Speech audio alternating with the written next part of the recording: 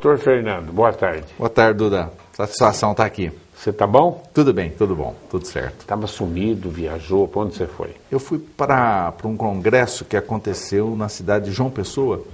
Foi um congresso de secretarias municipais de saúde das regiões norte e nordeste do país. São congressos que são preparatórios, né? Nós vamos ter agora em agosto um congresso que acontece em Brasília, que reúne todas as secretarias de todo o país. Tem cerca de 6 mil participantes no congresso, vai ser uma coisa bastante impactante. E porque a gente tem que fazer esse movimento, né, das secretarias municipais. Hoje, os municípios participam de forma fundamental da área da saúde no Brasil. Então, isto é uma atividade que tem uma relação estreita aí com o que a gente está fazendo.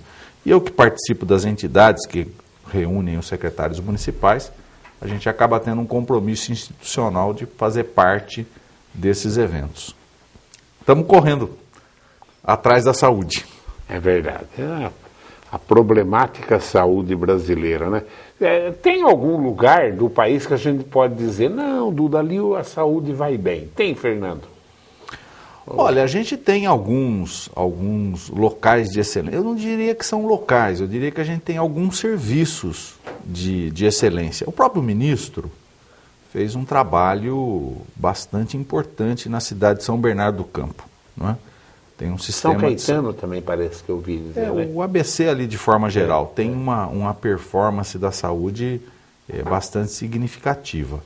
Agora, também é verdade, professor, que tem uma quantidade de recursos para isso de forma mais importante do que outros locais do país. Então, isto é uma coisa que ajuda consideravelmente. Quer dizer, a presença do dinheiro é fundamental, né, Fernando? Exatamente. E ali o ABC, realmente, em termos de arrecadação, é imbatível, né? É imbatível, é imbatível. Tem muito recurso.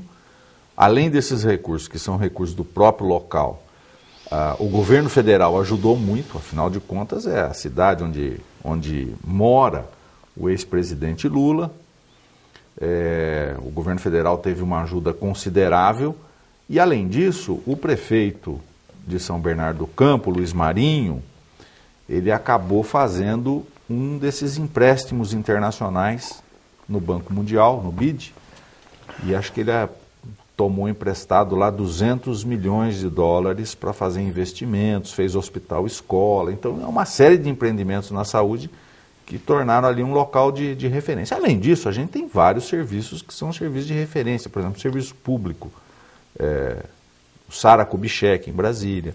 Nós temos o Centrinho aqui em Bauru, é um serviço de referência dentro do sistema público de saúde. E assim, tem vários serviços. Agora, o que eu sinto é que há ainda uma frustração da nossa população com relação ao nosso sistema de saúde de uma maneira geral. Ela se sente mal atendida, não tem as coisas na hora que precisa, há dificuldades.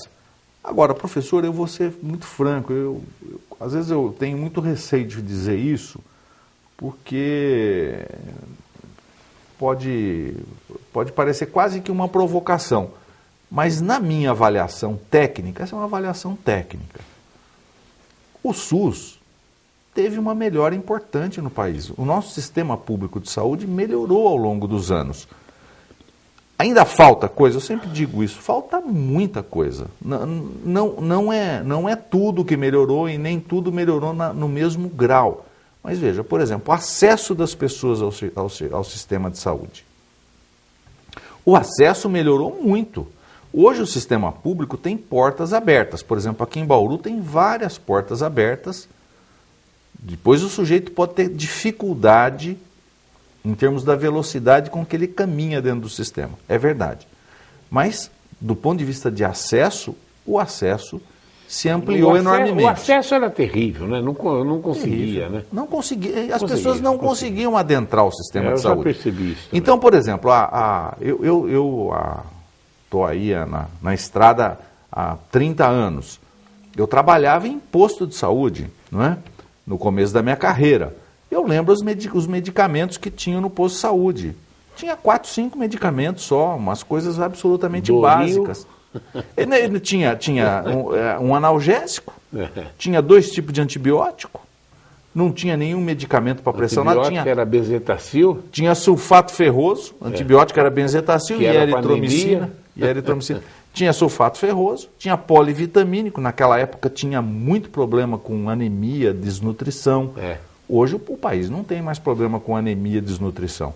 Ao contrário, nós estamos tendo problema com a obesidade na nossa população. O problema de saúde hoje é muito mais obesidade do que desnutrição. Então veja, o sistema melhorou. Um outro dado que mostra isso, essa melhora do sistema, são os nossos indicadores. Então veja, nós temos uma redução brutal de mortalidade infantil. Verdade. Paralisia infantil nem se fala. Acabou. As doenças preveníveis acabaram.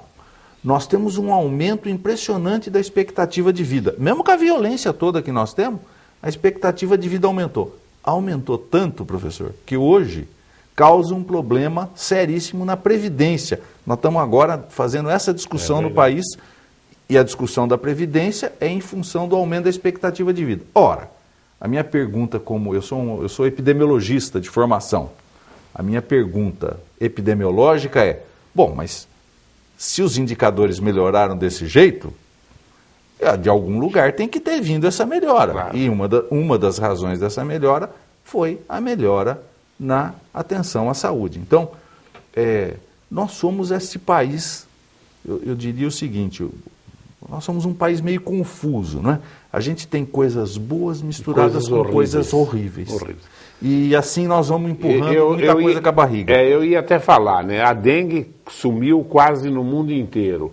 Aqui, eu falo direto isso aqui. A dengue é uma consequência da porquice do brasileiro, da sujeira do brasileiro. O que você muda nisso, Fernando? Olha, eu concordo plenamente e digo mais, professor. Eu acho o seguinte, a dengue está colocada como um problema de saúde, mas ela não é só um problema de saúde. É educação. É um problema de saúde quando o caso já é a pessoa já teve dengue. Como a AIDS, é educação também, né? Nós vamos ter que tratar, acompanhar o caso, fazer medidas para que a pessoa não morra, tudo mais. Agora, a ocorrência da doença é um problema muito maior do que o problema de saúde. É um problema de como as pessoas vivem. E o que você está dizendo? Educação. Educação, o modo de vida. Como a AIDS.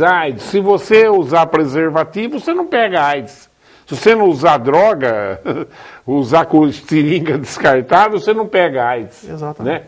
Entendeu? Então a AIDS é muito mais um problema de educação do que de saúde. Exatamente. Só que sabe que a diferença da AIDS que diminuiu bastante? E a pessoa se cuidou, porque a AIDS mata. A dengue deixa o nego arrasado, mas mata pouco.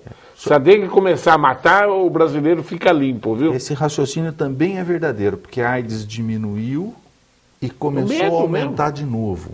É claro. Começou a aumentar onde? Hoje. Está aumentando onde? Nos mais jovens. Os mais jovens estão fazendo sexo sem segurança. É verdade. Por quê? Porque o advento das medicações deu uma sensação de que a doença tem tratamento. Então não precisa se preocupar tanto. Então isso que você está dizendo... demora para morrer, né? Só que a qualidade de vida é horrível, né, Fernando? É horrível, né? Exatamente. É o tipo da coisa que tem que se fazer tudo para não adquirir a doença. Claro. Né? Porque ter a doença, mesmo com os avanços que nós tivemos, é uma coisa hoje ainda muito problemática. Olha, eu conheço 50 e poucos países, eu conheço a África, conheço o Oriente Médio, a Índia eu não conheço, sempre que eu falo, nem falo, a Índia é mais sujo ainda, eu nunca fui na Índia. Mas que coisa, eu nunca vi um lugar tão sujo como o Brasil. E São Paulo ainda é limpo, porque a hora que você passa do Rio para cima, do Rio de Janeiro para cima, é um caso de polícia, né, Fernando? Exatamente. Que estado que você teve agora? Eu estive na Paraíba.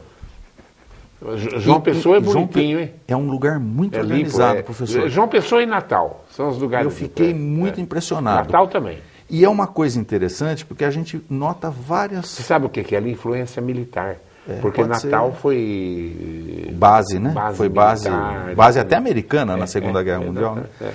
Mas uma coisa que eu percebi, professor, é o seguinte... Sinais desta organização diferente na cidade de João Pessoa. Que hotel você ficou lá no Tambaú, não? Não foi no Tambaú. O Tambaú é o hotel mais tradicional, né? Foi um hotel pequeno lá, que é um hotel relativamente novo, que chama Cabo Branco. fica numa praia lá chamada Cabo Branco, que aliás é um barranco, assim, não tem muita praia nesse local não. E eu até não cheguei nem perto do mar, para falar a verdade, atividades do Congresso e tal, não tive nenhuma atividade mais de lazer. Mas enfim, eu percebi esta organização diferente, e eu acho que são coisas muito significativas. Por exemplo, existe uma organização da ocupação do solo urbano. Na parte mais tradicional da cidade, não se pode fazer nenhum prédio com mais de 3 pavimentos, que é para permitir a circulação de ar. Então, diferente de Recife, a gente chega aí na praia de Recife, todo cheio de arranha-céu. Pelo amor de Deus. As cidades praianas brasileiras são muito essa característica. Lá não. A sujeira de Recife é uma coisa... Exatamente. Então é muito diferente. Achei um lugar muito organizado, o João Pessoa. Não, João Pessoa e Natal são as 2 capitais do Nordeste mais limpas que tem. Nós estivemos juntos, eu tive a oportunidade de estar junto com o governador na abertura do Congresso, conversei demoradamente até com o governador, e percebi isso em vários elementos que tem no estado da Paraíba. É um local muito organizado, fiquei muito impressionado. Às vezes o turista até ele se engana. Como no Nordeste, a grande receita do Nordeste é o turismo, às vezes as regiões que o turista vai, é como Cuba, que só mostra os lugares que dá para passar, onde está tudo podre e não passa. O Nordeste faz uma coisa desse tipo também. Os lugares de turista é mais ou menos limpo, as prefeituras limpam. Você tem que ver em Maceió, em Salvador, em Recife, vai nas feiras livres para você ver a imundície que é, né? É uma coisa lamentável, né? O Rio também, o Rio de Janeiro é imundo também, né? Sim, sem dúvida. O Rio de Janeiro é imundo. Mas vamos voltar para a aldeia aqui. Para a nossa aldeia aqui. Divagando e... Por lugar mais importante para a gente, né? Que é onde a gente vive. Claro. Vamos pegar o grande problema de 3, 4 meses atrás. O maior problema da saúde bauruense era a falta de médicos nas UPAs. Solucionou esse, pelo menos? Nós temos ainda nós temos falta de médico. Nós não temos médico sobrando. Médico ainda é um problema aqui na nossa realidade. Mas aquelas interrupções que a gente teve até o final do ano passado, 6 meses atrás, a gente solucionou através da fundação. Então, através da fundação, nós transferimos o serviço médico de 2 das nossas UPAs, da UPA da Bela Vista e da UPA do Ipiranga, transferimos para a fundação.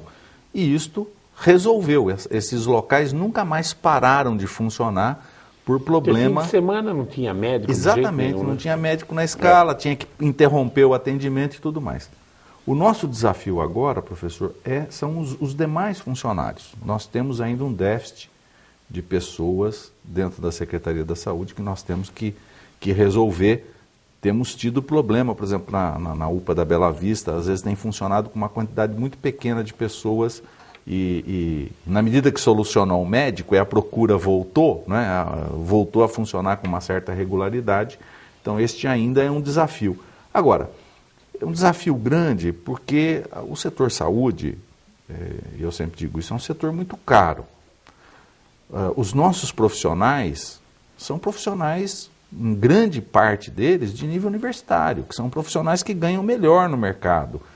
Então nós estamos gastando hoje, professor, quase 70% do orçamento da Secretaria é gasto com folha de pagamento. No momento de restrição como que a gente está vivendo, é muito difícil expandir esse quadro, né? Então nós estamos fazendo todas as tentativas, o prefeito tem sido bastante compreensivo com esta questão e sempre tem apoiado muito a área da saúde. O prefeito Rodrigo não tem medido esforços em nos ajudar nisso, mas é difícil que a gente resolva rapidamente todas essas coisas. Nós ainda temos um gasto muito grande com um trabalho extraordinário. Plantões, que diminuíram um pouco, mas ainda existem em grande medida, horas extras, enfim, a gente precisa ampliar o nosso quadro pessoal para ter uma maior regularidade no trabalho. Fernando, mas do ponto de vista médico, que o senhor perguntou, melhorou bastante com a atuação da Fundação. E vagas para internações hospitalares, Fernando, continua problemática? Nós ainda temos uma realidade, o governo do estado não gosta muito desta afirmação que eu vou fazer.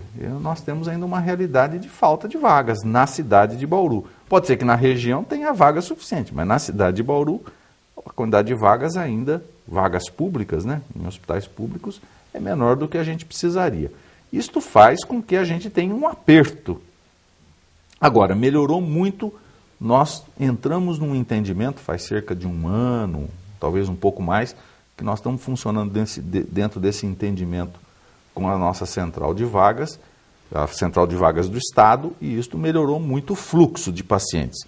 Temos aí 15, 20 pacientes esperando, ninguém espera muito mais do que um dia pela internação. Agora, há algumas semanas atrás, nós tivemos de novo uma situação momentânea, eu não sei exatamente o que explica, porque a explicação disso está dentro dos hospitais, no funcionamento de dentro dos hospitais, não sei se talvez tenha tido uma situação mais complicada de alta de pacientes, de rotatividade, e tenha ocasionado isso, a gente chegou a ficar de novo com quase 50 pessoas aguardando por tempo maior, mais prolongado do que a média. Então, tudo funciona muito justo, professor. Qualquer problema no funcionamento interno dos hospitais já acarreta um certo congestionamento da nossa espera no pronto-socorro. Fernando, e remédios nas farmácias populares municipais? Nós ainda temos problemas que eu diria que são problemas localizados. Né? Por que eles são localizados? Porque não é com todos os remédios o tempo todo que tem tido faltas, mas de vez em quando falta. Até não é muito diferente de farmácia privada. Eu uso remédios assim de uso contínuo e adquiro por os meus próprios recursos os remédios que eu tomo. Às vezes eu tenho problema também nas farmácias onde a gente compra medicação. Tem um problema, às vezes, de suprimento. Nós temos, a licitação foi feita, a compra foi feita, o contrato está assinado, o fornecedor não entrega no tempo que a gente precisaria que ele entregasse. Nós ainda temos problemas internos de distribuição para abastecer todos os locais. Eu acho que quando a gente concluir, nós estamos no meio disso, quando a gente concluir o nosso plano de assistência farmacêutica, a situação vai ter melhorado bastante. E uma coisa, professor, que aconteceu, isso aqui precisa ser mencionado, nós aumentamos mais de 5 vezes a quantidade de recursos que nós aplicamos em medicamento na Secretaria. E aí eu tenho percebido em vários pontos da Secretaria uma coisa bastante desafiante para todos nós.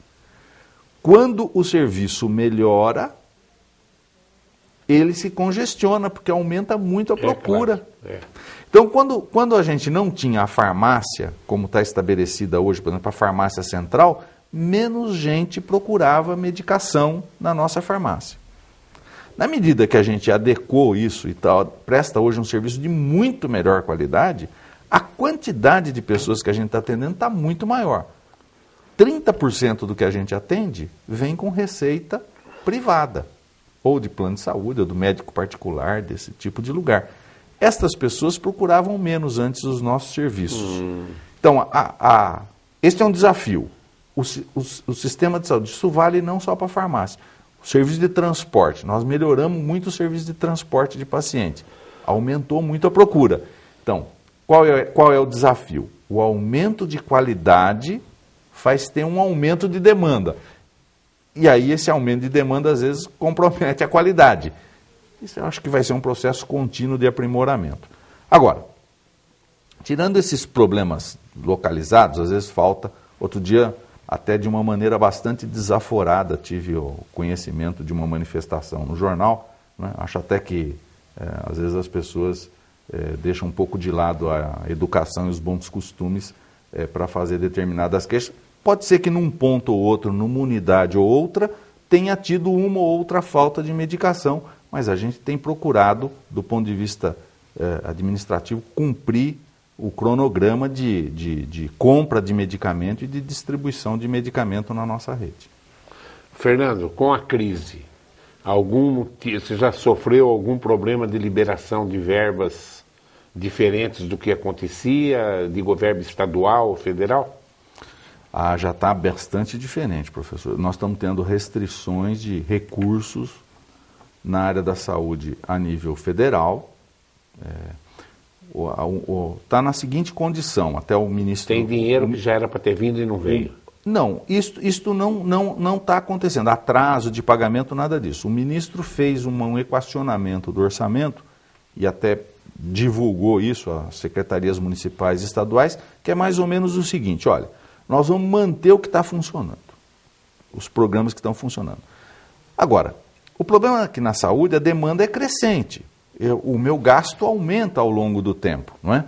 Então, com o mesmo recurso, nem sempre eu consigo fazer a mesma coisa. Então, isso do ponto de vista dos recursos federais. E recursos de investimento têm demorado mais para sair, os recursos de investimento. Então, recursos que estão aplicados em construção de unidade nova, esse tipo de coisa, tem tido atraso. E o governo estadual, vou dizer aqui, são palavras do próprio secretário estadual da VIUIP, também houve restrição do orçamento estadual. Todos os níveis estão com orçamentos restritos. E é claro que nós vamos ter também restrição de orçamento municipal, porque uma coisa repercute na outra. Então eu diria o seguinte: nós não temos nenhum espaço para pensar em expansão ao longo desse ano. Nós não vamos conseguir expandir nada. Beleza, né? Nós estamos com 3 desafios agora. Nós temos 3 unidades para colocar em funcionamento. Sempre perguntam dessa unidade quando eu venho aqui. Do Ipiranga. Uma unidade aqui que fica ali no Jardim Jussara Celina, que já está pronta há algum tempo, alguns meses é que ela já está concluída e precisa entrar em funcionamento. Temos uma unidade sendo concluída na Independência, esta vai entrar mais fácil em funcionamento porque é um deslocamento de pessoas, e uma unidade nova, essa é nova, na área do Mendonça Chapadão. Vai ser também um desafio para colocar em funcionamento. Porque a gente faz um empreendimento, cada empreendimento desse custa por ano o que ela custou para ser feita. Então, estas expansões são desafios que nós temos aí num orçamento que tem restrição. Então, as expansões serão bastante difíceis. Não sei, às vezes você não pode falar coisas íntimas até do Milton Monte, que é um deputado atuante na nossa região. E na minha terra, lá Pirajuí, o Milton Monte é herói, viu? Teu irmão lá é querido, prefeito adora. Mas também, olha, me contaram outro dia quanta coisa o Milton trouxe para Pirajuí, viu? Olha, ele tem ajudado muito lá, né? Mas a sua opinião e o que você ouve do Milton, até onde você pode falar? Essa crise é de 1 ano, 2 anos? Tem já, principalmente empreendedores, estão falando até que é crise de 10 anos, já é um absurdo. Aí a gente morre tudo nessa crise, né? Agora, na sua ótica, Fernando, o que é? 1 ano, 2, ou até o fim do ano resolve? A minha ótica nem é só uma opinião que o meu irmão, que é deputado e que tem uma visão privilegiada do processo, tenha. Eu sinto também que a classe política tem uma certa perplexidade com a situação que a gente está vivendo, né? Ninguém sabe dizer exatamente todos os componentes isso, que a crise tem, né? Eu tenho visto o seguinte, eu vou falar da minha perspectiva. Eu tenho sentido que a cada dia se aprofunda um pouco a crise. O dinheiro desaparece. E os problemas parecem que ficam maiores. Por exemplo, o ajuste, as matérias de ontem, de hoje de manhã, que são a respeito do fator previdenciário, se é fator previdenciário, se é aquela nova regra. Isso aí tá feio, hein? A colocação do ministro da Previdência dá um sentido assim, bom, pode ficar pior do que está. É verdade. Então, mas espera, aí a gente fica perplexo, porque, espera aí, eu estou fazendo um ajuste econômico e ainda pode piorar ainda mais? Aumentar a despesa da Previdência, né? De outro lado, eu acho assim, o governo quer transmitir uma imagem, como eu leio a realidade, quer transmitir uma imagem de que nós vamos ter uma fase difícil, um ajuste para ser feito, que vai durar não muito tempo e que depois tudo volta a uma situação muito boa. Eu não consigo ver isso. Eu acho que nós vamos ter os economistas falam em pelo menos 2 anos de É aperto. o que eu acho. Então, eu acho que nós não vamos sair muito rapidamente do estágio que a gente está. Ontem eu estava vendo a questão da indústria automobilística, no Jornal da Noite. Os pátios abarrotados de coisa. Alugando pátios. Não tem onde pôr mais os carros. Então, as empresas... A General Motors... desativaram a produção, né? A General Motors deu aquele... Tem um nome lá. Eu vi o da General Motors. Para o Brasil inteiro, todas as unidades que eles têm no Brasil inteiro. Então, os sinais são sinais preocupantes, né? Não são sinais alentadores.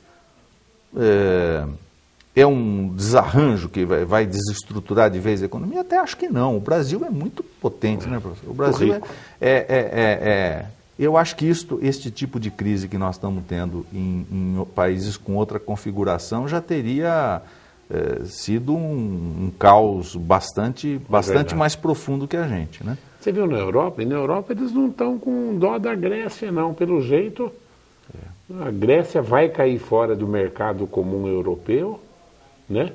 E os caras não vão resolver o problema da Grécia, não. E o ministro eleito, ele prometeu que não ia mais fazer nada para beneficiar, né? Ele tem uma figura muito peculiar, né? O primeiro-ministro. Mas eu acho o seguinte, a impressão que a gente tem do mundo todo, desses aspectos econômicos, dentro desse sistema que a gente vive, é que não tem mais gordura em lugar nenhum, né? Não tem mais aonde correr. Porque antes era assim, não, mas tudo bem, tem uma quantidade grande de dinheiro em algum lugar e alguém chega e socorre, mas não tem mais esse socorro, né? A única saída aí é a China enxergando os alimentos do Brasil, né? Talvez gaste dinheiro aqui para alimentar a própria população deles lá, mas nós já vimos que o chinês, para negociar, o brasileiro falava do árabe, mas o chinês é 10 vezes mais, né, negociante em termos de dureza que o árabe. Porque o PT só fez negócio ruim com a China, né? Abriu o Brasil, mas eles não abrem o deles lá, né? E o modelo que a gente tem ainda é um modelo muito baseado em coisas primárias, nos chamados commodities. Só matéria-prima. Né? E é o que a China quer do Brasil, né? Exatamente. Manter o Brasil nesse tipo de economia e depois eles vendem coisas boas e coisas ruins para recuperar o dinheiro que eles levaram soja. E a soja está sustentando o Brasil, hein? A soja, no momento, que está equilibrando um pouco. Vende o leite e compra o queijo, né? Exatamente. É por aí. Vamos ver uma perguntinha? Vamos lá, professor. Boa tarde, secretário e Duda. É o Vicente do Jardim América. Nós, doentes crônicos, pegávamos o nosso remédio na unidade básica de saúde do bairro que moramos. Com a mudança feita pela Secretaria de Saúde, hoje nós precisamos pegar o remédio na central, perto do hospital de base. Agora imagina, você saindo da Pousada da Esperança e vai até o centro pegar remédio. E para quem não tem condições de sair de casa, dificultou muito para todos nós. O que fazer com isso? E por que os remédios foram para o centro? Bom, Vicente, a razão dos remédios irem para o centro não foram só para o centro. O projeto é que se tenha 5 farmácias na cidade, uma no centro e uma em cada bairro, nas mesmas regiões que tem as UPAs. Mas a razão disso, Vicente, é tentar fazer uma assistência farmacêutica qualificada. Como é que era a nossa assistência farmacêutica? Era feita dentro da unidade de saúde. Primeiro, a unidade de saúde não tem pessoal da área de assistência farmacêutica. Era feita pelo pessoal de enfermagem, consumia o pessoal de enfermagem na atividade de assistência farmacêutica, eles não poderiam, não tinham tempo para fazer as atividades que eles têm que fazer voltadas para as questões de enfermagem e de cuidado da pessoa. Então, foi no sentido de qualificar a assistência. Eu concordo que pode trazer algum grau de inconveniente do ponto de vista de quem tenha que se deslocar mais do que se deslocava antes. É verdade que o pessoal do Jardim Europa, que eu estou entendendo que você era um usuário lá do Jardim Europa, está pegando na Farmácia Centro. Agora, você usou o exemplo da Pousada da Esperança. Quem está na Pousada da Esperança ainda está distribuindo remédio na Pousada da Esperança, porque este processo é um processo gradativo. Quem está na Pousada da Esperança não vai pegar remédio na Farmácia Centro, vai pegar remédio na farmácia da Bela Vista. Então nós estamos ajustando, ou na farmácia do Meridota. Acho que Pousada da Esperança vai ficar mais perto do Meridota quando abrir a farmácia do Meridota. Então este é um processo que está sofrendo um ajuste. Quando nós tivermos as 5 farmácias funcionando, eu acho que vai funcionar bastante bem. Uma outra questão em relação a isso, e que nos convenceu um pouco de se fazer isso, é o seguinte: mesmo quem tem todas as condições econômicas, não sai do consultório do médico com medicamento. Então isso só acontecia dentro das nossas unidades públicas. Não há inconveniente em que as pessoas vão no estabelecimento com as características de qualificação que tem que ter para ter a sua assistência farmacêutica. Mas quero adiantar aqui que nós já estudamos, já falei isso outras vezes aqui, vou repetir, para aquelas pessoas que têm doenças crônicas, que têm que pegar o remédio cronicamente, a gente pensa num modelo de poder distribuir esse remédio automaticamente, ou seja, a pessoa recebeu o remédio em casa. Mas para isso, nós precisamos de um sistema de acompanhamento das pessoas que nós não temos ainda. Estamos fazendo uma iniciativa nesse sentido, informatizando a rede. Quando tiver prontuário eletrônico, sistema de acompanhamento dos indivíduos, a gente vai ter condição, talvez, de entregar o medicamento em casa para as pessoas. A dona Zenaide da Falcão, ela diz que está indignada. Por que a demora para receber o resultado do Papa Nicolau no posto da Falcão? É 3 meses para receber o resultado, ou até quase 1 ano. Dona Zenaide, vou falar uma coisa para a senhora aqui. Eu também estou indignado com esta questão, porque eu acho que é muito tempo para quem está fazendo um exame preventivo e quer saber o que deu o resultado do exame. Infelizmente, os nossos exames de Papa Nicolau são processados do ponto de vista de laboratório na Faculdade de Medicina de Botucatu. Todos os exames vão para lá, porque quem cuida disso é um sistema cuidado pelo governo estadual. Não há nenhuma crítica aqui ao governo estadual, mas todos os exames de uma região inteira vão para lá. É uma tecnologia avançada também. É para olhar a lâmina, com cuidado e tudo mais. Mas, enfim, nós já fizemos várias iniciativas para ver se a gente abrevia esse tempo. Eu considero que o tempo que demora para o exame é inconveniente não só pela ansiedade das pessoas, dona Zenaide. Por isso que eu tenho essa indignação. É porque perde a conexão entre a pessoa fazer o exame e se preocupar com ele e tomar outras providências. Então, nós estamos fazendo todas as ações possíveis na Secretaria para abreviar esse tempo. Nós, inclusive, já cogitamos de montar um sistema aqui na cidade de Bauru. Fui procurado por gente que já trabalhou nessa área no Instituto Adolfo Lutz, no sentido de montar o nosso próprio sistema de leitura dessas lâminas. O problema é que, para fazer isso, nós precisamos nos apropriar dos recursos que são utilizados para isso. Isso envolve um monte de processos que chega até a nível do Ministério da Saúde. Mas eu concordo com a senhora, acho que temos a mesma visão desse processo. O tempo de demora é mesmo muito grande e nós vamos continuar fazendo tudo que é possível para ver se abrevia isso. O Roque Ferreira pergunta aqui. Boa tarde, Duda e Dr. Fernando. Dr. Fernando, o senhor poderia explicar como ficará a situação das unidades de saúde de família, levando-se em conta a posição do Tribunal de Contas do Estado em relação ao convênio com a Sorri? Bom, o vereador Roque Ferreira, nós tivemos já vários apontamentos, desde do início do governo, vários apontamentos do Tribunal de Contas em relação a um preceito que nós reconhecemos não cumprir, que é em relação aos agentes comunitários de saúde. Em relação aos outros profissionais, não há nenhum inconveniente no convênio que nós temos com a Sorri. Há essa questão com os agentes comunitários, porque existe não só a Emenda Constitucional 51, como uma lei que foi no ano passado, entrou em vigor, que disciplina que esses profissionais têm que ter um outro tipo de vínculo. Esta não é só a situação de Bauru. 40% dos agentes comunitários de saúde no Brasil são contratados dessa maneira, porque foi um programa novo e houve uma grande dificuldade que esse programa fosse conduzido dentro da administração direta. Então, no Brasil inteiro, este problema vem acontecendo e a solução que nós estamos encontrando aqui na cidade de Bauru é que esses profissionais sejam absorvidos pela fundação que foi criada, já que a fundação é compreendida como um órgão da administração pública indireta. O arcabouço legal permite que haja este tipo de contratação pela fundação. Para isto, a fundação tem que tomar providências que está tomando, fazer a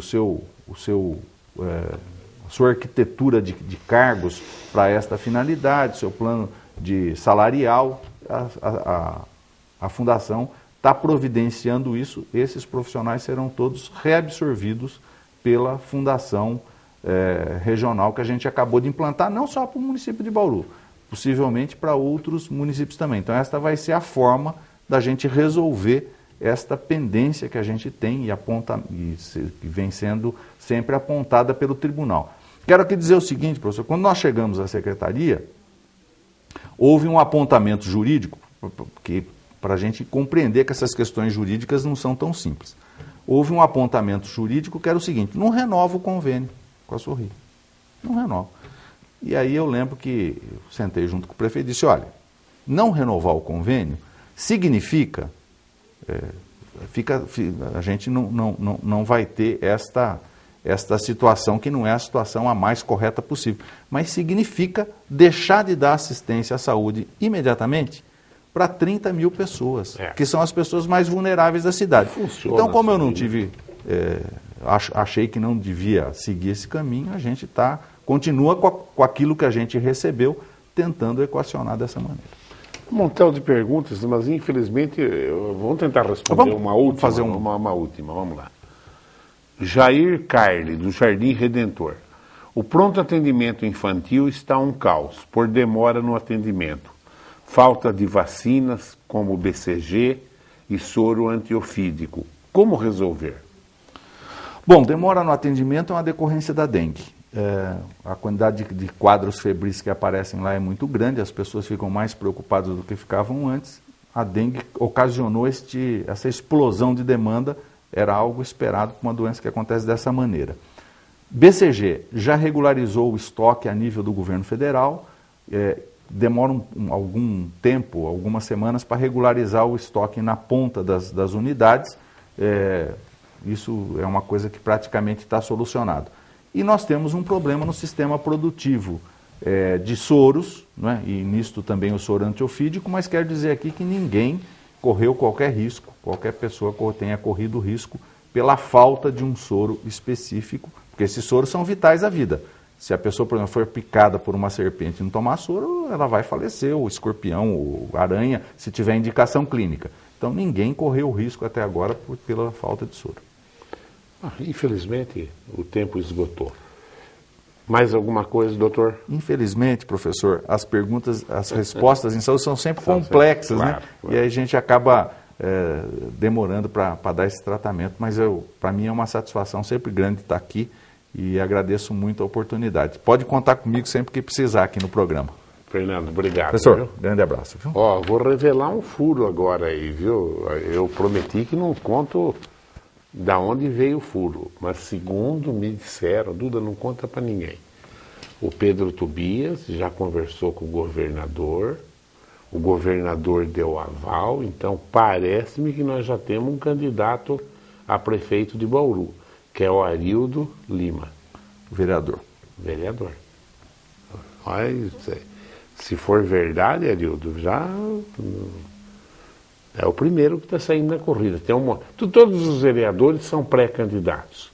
Mas parece-me que, claro que o Arildo é pré-candidato ainda, mas parece-me que já tem. E é uma corrida numa ótima condição, com o presidente do partido aqui de Bauru. E o Pedro Tobias agora tem a obrigação de fazer o prefeito, senão que presidente é esse, né? Acho que a semana que vem eu vou tentar trazer o Pedro Tobias aqui. Vamos ver se ele vem. Ele está bravo com a TV Prevê. Ele só quer que fala dele, entendeu? Bom, continue aí ligado nos horários alternativos da TV Prevê. Tchau.